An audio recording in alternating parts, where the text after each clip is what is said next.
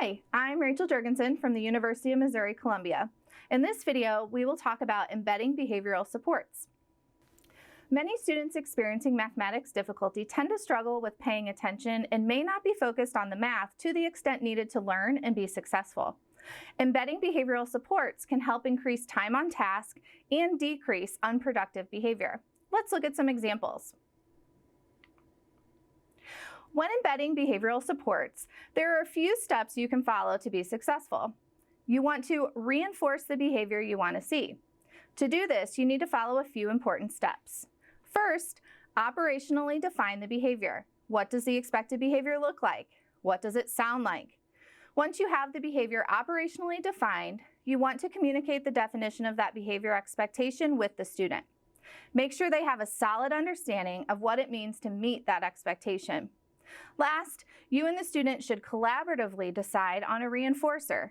It is important to remember that there is no such thing as a universal reinforcer. What works as reinforcement for one student may not work to reinforce behavior in another student. So do take time to figure this out together.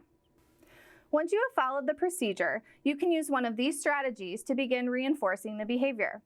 The first strategy is to keep a tally. Each time the student is showing the expected behavior, they earn a tally mark. It is important to give positive, specific feedback with each tally mark. So, if the behavior expectation is to stay on task, then each time the student is doing this and earns a tally mark, that should be paired with verbal feedback from the teacher that might sound like, "Thank you for being on task during this activity." The tally serves as a visual reminder to the student that they met the expectation and is a reminder to the teacher to give that verbal feedback. The second strategy is to use puzzle pieces.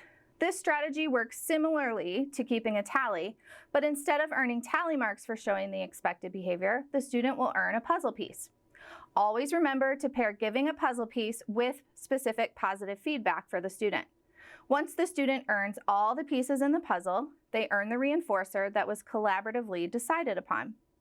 You can attach the tally mark sheet or puzzle piece sheet to their notebook or desk as a constant reminder of their goal and efforts.